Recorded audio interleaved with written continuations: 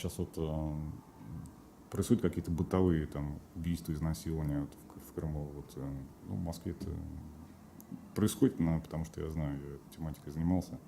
А у вас как? Ну, конечно, криминалитет тоже на месте, все работают. Да? Но мы раскрываем, мы Раскрываем. боремся. К сожалению, они не покинули Крым на материк. И еще Хотелось бы, конечно, но они тоже желают стать гражданами и остаться жить в Республике Крым уже в составе Российской Федерации. Но мы их будем искоренять. Следственный комитет, ну, в России же, я знаю, что у вас пока и тем этим занимаетесь, а вот Следственный комитет, вас, наверное, тоже придется следователя отдать в новую структуру, и когда она примерно будет создана, и, может, вы уйдете в Следственный комитет или все-таки останетесь в прокуратуре? Ну, по поводу моего дальнейшего пребывания, по поводу моей должности, этот вопрос будет решаться уже моими руководителями в лице Генеральной прокуратуры Российской Федерации.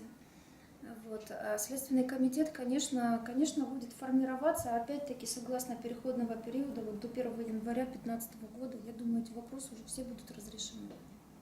Мы обязаны их разрешить, чтобы все работало. Наталья, я немножко не совсем в теме, как мой коллега из «Комсомольской правды». Вы работали следователем, и какая вот основная ваша работа была раньше? Вы расследовали убийства? Нет, что я работала прокурором, и моя основная, ну, фактически вот с 12 лет своей работы, в основном я была государственным обвинителем. Угу. То есть выполняла функцию поддержания государственного обвинения в судах по уголовным делам. Это была моя основная такая функция, Понятно. направление в работе. А на телевидении вас не привлекал для своих программ? Кстати, суд идет, допустим. Были журналисты, конечно, на больших судебных заседаниях, присутствовала пресса.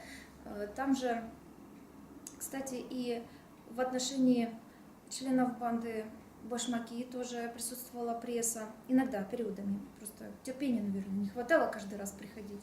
Но присутствовали. Затем еще было уголовное дело, когда я уже занимала должность в Генеральной прокуратуре Украины. Я поддерживала обвинение в Днепропетровске по факту дорожно-транспортного происшествия, в результате которого пострадало 10 человек. Один автомобиль не уступил движение второму, сбил второй, который ехал с превышением скорости, и их отбросило в остановку общественного транспорта 20 марта. Там 5 трупов и 5 телесных повреждений. Среди них дети маленькие. Ну, страшное, конечно, преступление было. Вот я поддерживала обвинения, пресса присутствовала и, опять-таки, снимала все, опубликовывала и везде транслировалась. Моим коллегам из Пятого канала сказали, что о борьбе с коррупцией, что вы будете серьезно к этому относиться. А вот на ваш взгляд, сейчас вот что же какие-то оценки, так, ну, не знаю, могли бы вы дать какие-то оценки по борьбе с коррупцией? Какие будут ваши шаги? В украинском законодательстве присутствуют такие статьи? Ну, конечно, они в любом законодательстве правового государства присутствуют. Борьба с коррупцией – это актуальный такой вопрос. Вот. Оценка, прежде всего, необходимо внутри нашего ведомства тоже решать данную проблему. И она присутствует везде. Коррупция – это не секрет. Мы работаем и при получении определенной информации будем соответствующим образом реагировать всеми предоставленными законом полномочиями. Если коллега позволит, еще один вопрос. У вас документы сейчас на каком языке оформляются? С 18 марта на русском. На русском, да? Коллега? Да, Владимир, да, вот хотел бы узнать еще, как ваше назначение восприняли сотрудники Крымской прокуратуры? По-разному. Да, были такие, которые вот отговаривали, допустим? Генеральная прокуратура, конечно, отговаривала. Позвонили, сказали, что если ты приедешь на работу, то тебя там арестуют. Вот. Сотрудники Крымской прокуратуры отговаривать меня никто не отговаривал, да, они, впрочем, не знали, меня представили уже как прокурора. Вот. Реакция была, многие сотрудники сделали для себя выбор в виде переезда на Украину. Многие остались здесь работать на благо крымского народа. Реакция была разной. Ну а сейчас они, я думаю, все единомышленники и работают с одной целью. Дарья Владимировна, вот в некоторых СМИ, я почему спросил, вот уже пишут, что на вас было организовано покушение. То есть, если это правда, удалось ли поймать исполнителя или выяснить, кто за этим стоял? На этот вопрос я комментировать не буду. Хорошо, тогда насчет, вот смотрите, на одной из первых своих пресс-конференций вы сказали, что будете заниматься делами по нападению на сотрудников Беркута. Мы и занимаемся. А Мы есть возбудили уже ряд уголовных дел, конечно. И по факту причинения телесных повреждений различной степени тяжести, по факту убийства сотрудника Беркута Симферопольского. Полным ходом проводятся следственные мероприятия, проводится досудебное расследование, назначены экспертизы, и Киеву не удастся это все замылить.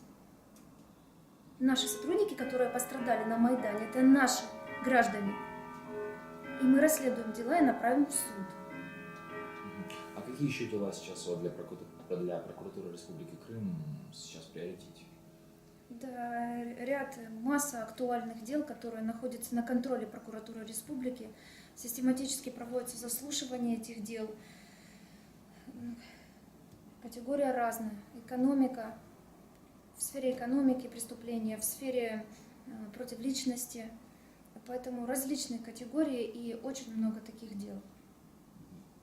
А вот в подвижках, есть ли какие-то подвижки вот в деле о стрельбе воинской части в Симферополе? Да, сейчас назначена масса экспертиз, их очень много. Работает, вот как 5 следственно-оперативных групп работало на осмотре места происшествия. Точно так же все эти следственно-оперативные группы по различным направлениям отрабатывают каждое свое направление. Каждый день мы собираемся здесь на совещании, межведомственном совещании, все участники следственно-оперативной группы, а также руководители структурных подразделений докладывают о проведенной работе, дело на особом контроле, и активно ведется досудебное расследование. А вот слухи о 17-летнем парне... Это все недостоверная информация, неправдивая информация, опять-таки та, которая публикуется на Твиттере, насколько мне известно, да? Это все не соответствует действительности. Нет, никого не задержали. В качестве наводчика, да? Нет, никого не задержали, ни 17-летнего, ни 18-летнего. Никто никого не задерживал. Дарья Владимировна, вот еще такой вопрос. А что будет с делами, которые вот ведут в Киеве, преступления были, допустим, совершены в Крыму? Ну, как ведет Киев?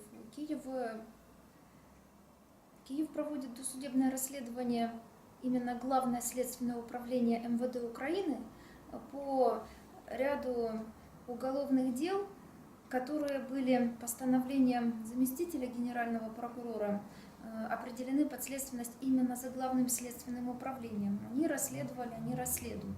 Тут в основном экономика. Все остальные дела расследуются в Крыму.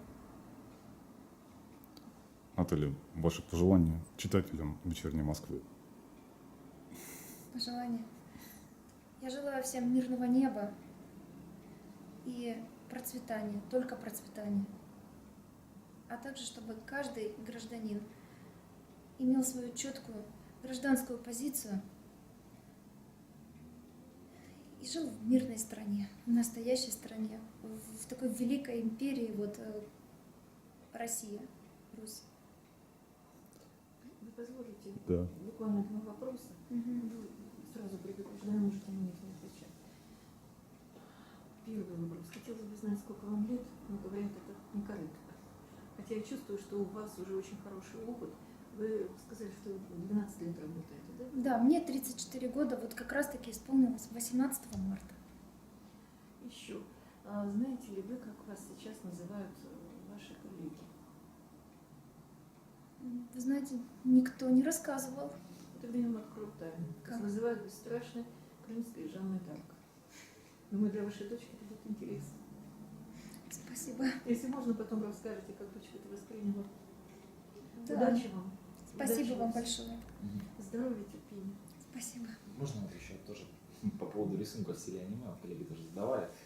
Вот, собственно, как вы относитесь к этому творчеству? Или же в любом случае эти рисунки уже? Ну, как я отношусь? Ну, как я могу относиться? Ну, есть рисунки, понимаете, есть рисунки различных, совершенно разных и чиновников, и публичных людей. От этого никуда не уйдешь. Что есть, то есть. Что вы читаете? Какие книги? В последнее время законодательство Российской Федерации пытаюсь прочитать, но не хватает времени. В смысле, на ночь читаете? На ночь не получается, в течение дня что-то прочитаю и все. А что хотели бы прочитать? Я хотела бы прочитать классику, художественную литературу. Спасибо. И одна просьба. Если можно, ваш автограф для крымчан. Пожелание просто от крымчанам, я не знаю, успеха или что-то. И для вечерней Москвы тоже бы автограф не помешал. Вот Да. на каком-то Просто чистом чтобы листе. я поопубликовала. Запись остановилась, я бы хотел вот вопрос закончить по поводу рисунков. Вот вы говорили про дочку, да, то, что дочка внимательно отслеживает эти рисунки. Да. Она вам показывает эти рисунки? Нет, я очень поздно приезжаю, но вот вчера приехала, она еще не спала, и она просто радостно рассказывает: мама, ты скоро будешь героиней, как же это называется, мастер-крафт? Не мастер-крафт. Там написано, в этой Мастер-карт. газете посмотрите. Мастер-карт, да, там какая-то игра. Я в этом ничего не понимаю, но она играет постоянно и говорит, вот, конечно, ей интересно, ей... Собирает какую-то коллекцию, возможно, да, из этих рисунков, вы не знаете? У нее своя коллекция в интернете, и поэтому она разбирается четко во всех вопросах. Я даже не вникаю, потому что я не имею физически времени. Угу. Но ей, в общем, нравится, да, что ее мама герой комиксов, можно так сказать. Да, ей нравится. Мгм. А на улицах вас вообще узнают, если так говорить? Не было такого, чтобы кто-то подбежал и сказал, что вот Попросил. мы вас узнали. Ну, может, куча поклонников ваш телефон обрывает. Нет, я же не модель, я все-таки. Мгм. А аккаунт в Твиттере это все-таки не ваш? Это не мой. У меня нет никаких социальных сетей, никаких страничек, никаких регистраций, нигде меня нет. Все, что опубликовано от меня, это не мое. Я нигде не зарегистрирована.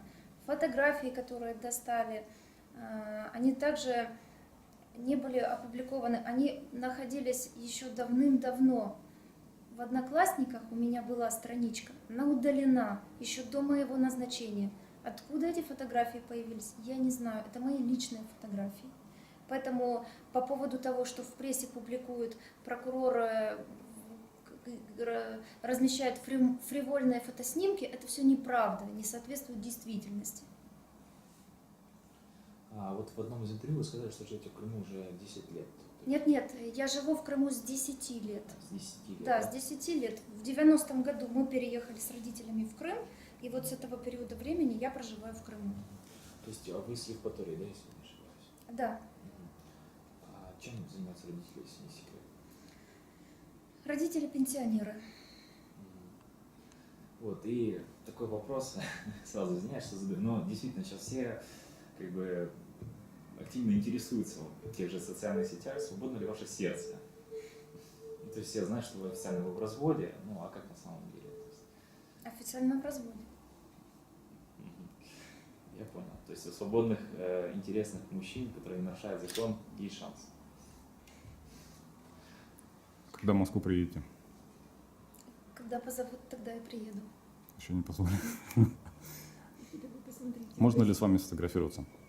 Конечно, можно. В газете посмотрите. Нравятся вот фотографии, которые там опубликованы.